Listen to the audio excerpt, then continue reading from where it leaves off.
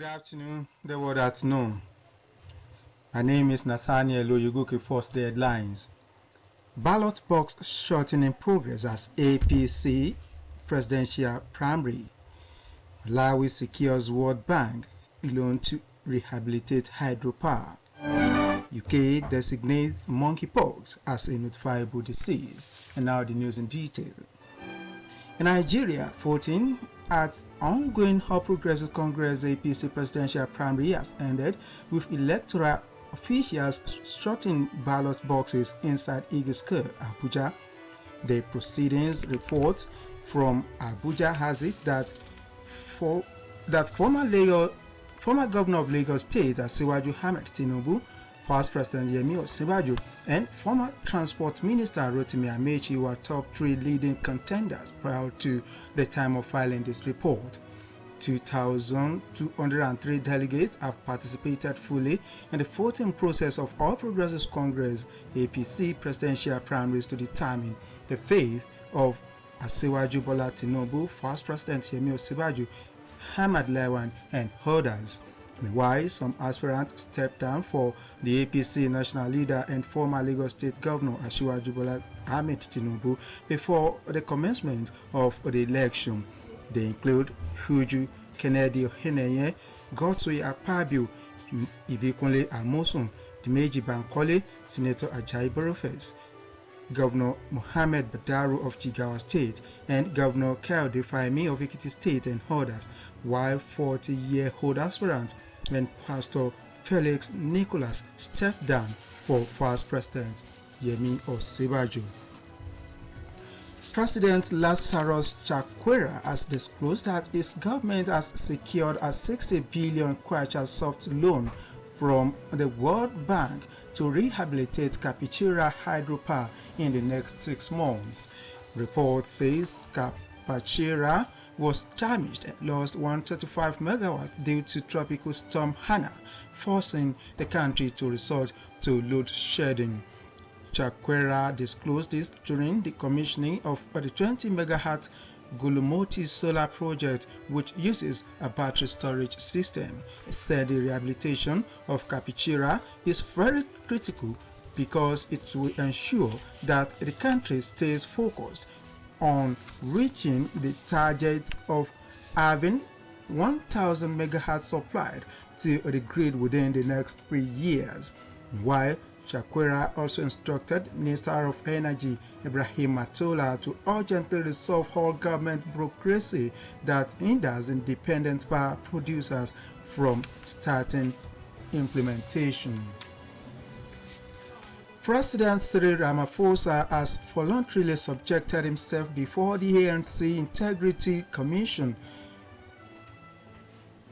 saying he had nothing to hide following former State Security Agency Director General Arthur Fraser's assertions that he tried to conceal a crime at his Falafala firm.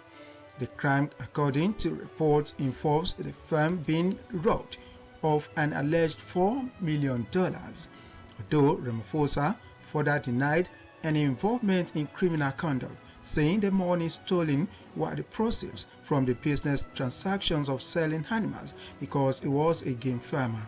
In a statement, his party, the National Working Committee, after meeting on Monday, welcomed and commended the decision by the president to voluntarily present himself to the ANC Integrity Commission led by veteran politician George Masamba in line with ANC policy. Julius Malema calls for Cyril Ramaphosa to step aside, says EFF will treat him same as Jacob Zuma. The Pretoria News previously reported that the former spy boss had laid criminal charges against Ramaphosa at the Rosebank police station in Joburg, accusing him of concealing an incident where the $4 million was stolen. NASA Associate Administrator for the Science Mission Directorate, Thomas Subushan, says it will launch a research rocket from remote northern Australia this month in the agency's first blast off from a commercial spaceport outside the United States. Subushan explained that 3 orbiter sounding rockets will be launched from the Hanem Space Center on indigenous owned land near the mining town of Mlumbui in the Northern Territory on June 26, July 4th and 12th. He added that the commercial launch range in Australia opens up new access to the Southern Hemisphere, expanding the possibilities for future science missions. Australia Prime Minister Anthony Albanese welcomed the first NASA rocket launched in the country since 1995. Australia's new leader said the Hanem Space Centre is seen on the Gulf Peninsula in Australia's Northern Territory on May 2, 2022, while Equatorial Launch Australia Executive Chairman and Group CEO Michael Jones said while NASA was his company's first client, advanced commercial discussions are underway with another 9 rocket companies. He expects at least 2 more launches from the Space Center this year and more than 50 launches annually within a few years. This is the word at noon coming to you from Ocean State Broadcasting Corporation, Ilea-Wiye Oke-Bale Osogbo, Voice of the West. Now I made this message. Nothing in life is worth dying for. Whatever position you find yourself, tread softly. Life is ephemeral. The partition divided on gun laws in the U.S. has grown sharply over the past decades, even as most Americans today support most restrictive measures to prevent deaths caused by mass shootings. Debates about gun control have been raging in the country in the wake of a string of mass shootings in recent weeks. According to the Gun Violence Archive, a non-profit research group, at least 13 mass shootings occurred over the weekend, bringing the total number of such violence to 247 this year. While calls for stricter laws are getting louder, the Biden administration has yet to procure progress as the task of getting Republicans on board is expected to be tough. In the Senate, bipartisan talks are underway with the Democrats pushing for restrictions that include expanded background checks and raising the age to purchase a firearm, but Republicans have dismissed the possibility of going that far. As primary elections for the 2022 midterms loom, candidates' positions on gun control may affect their chances of winning, according to a poll conducted by CBS News at the beginning of June. How candidates plan to address gun violence weigh more heavily on Democratic voters than their Republican counterparts. At least 10 foreign nationals were today arrested in an operation against the Daesh terrorist organization in Turkey's Adana province, according to security sources, on condition of anonymity due to restrictions on speaking to the media. Police launched operations to nab suspects who are believed to have links to Daesh in Syria. The suspects were arrested at various addresses across the province. Turkey was one of the first countries to declare Daesh a terror group. The country has since been attacked multiple times by the terror organization, which has carried out at least 10 side bombings, 7 bomb attacks, and 4 hand attacks, killing 315 people and injuring hundreds more. In response, Turkey launched anti-terror operations at home and abroad to prevent further attacks. The United Kingdom Health Security Agencies said monkeypox would be designated as a notifiable infectious disease from today, meaning doctors in England will have to notify local authorities when they suspect a patient has the virus. Monkeypox Incident Director at Ukisha, Wendy Shepherd, said in a statement that rapid diagnosis and reporting is the key to interrupting transmission and containing any further spread of monkeypox. Shepherd added that the new legislation will support UK and that the decision will ensure that UK health partners is swiftly identify, treat, and control the disease. And here again are the highlights of the world at noon. In Nigeria, voting at ongoing All Progressives Congress APC presidential primary has ended, with electoral officials sorting ballot boxes inside Eagle Square, Abuja. President Lazarus Chakwera has disclosed that his government has secured a 60 billion kwacha soft loan from the World Bank to rehabilitate Kapichira hydropower in the next 6 months in Malawi.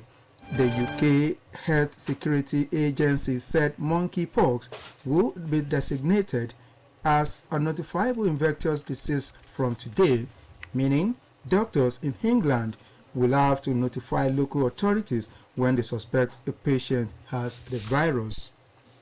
That was the word at noon. News talk by the Director and Public Relations Officer State of Osun House of Assembly, Laide Lawal, is entitled The Osun Parliament, the magic word of the 7th Assembly, as it marks 3rd legislative session. They say is the habits of democracy. Going by this session, it will not be out of question to estray the activities of the 7th Assembly of the State of Osun, as it's marked as 3rd legislative section on Monday 6th of June, and propelling and sailing its ship of action and activities as Constitution requires of it into the 4th section on the sea of democracy in its desire and aim to better the loss of the people of the state in terms of provisions of dividends of democracy in respect of legislation, oversight functions, and mediation when talking about good representation in a democratic setting. Chronicling the activities of the 7th Assembly of the State of Osun vis-a-vis the socio-economic and political development in an egalitarian society where democracy is being practiced like ours under the leadership of the Speaker, Right Honorable Timothy Uweye. Newstalk does not find it difficult to say that every parameter the State of Osun Parliament is in action in the business of lawmaking and the discharge of other constitutional duties expected of her in the last 3 years of inauguration by Governor Adegboyega Oyetola in a colorful ceremony as Constitution dictates. The justification of these lines and the fact that to date in the area of legislation, otherwise known as lawmaking, the 7th Assembly parliamentarians and the state have considered and passing through laws about 30 executive and private member-sponsored bills such as State of Osun Appropriation Bills 2020, 2021 and 2022.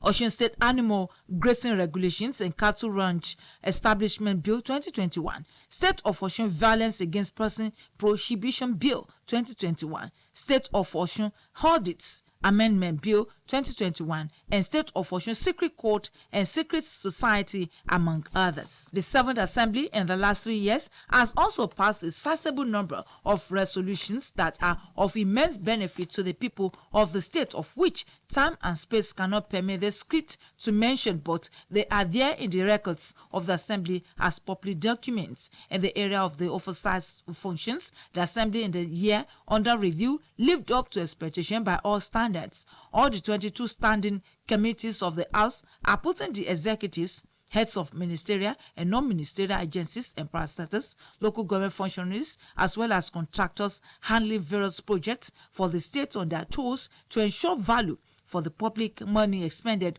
on the project for the growth and development of the state through occasional and routine visits to the construction sites, establishments, and inspection of the financial records of transparency, probity, and accountability in governance in the overall best interest of the people of the state. Apart from the legislative duties and oversight functions, the Assembly also in the last 3 years played the role of mediator by resolving many crises too numerous to mention here that threaten the peace currently being enjoyed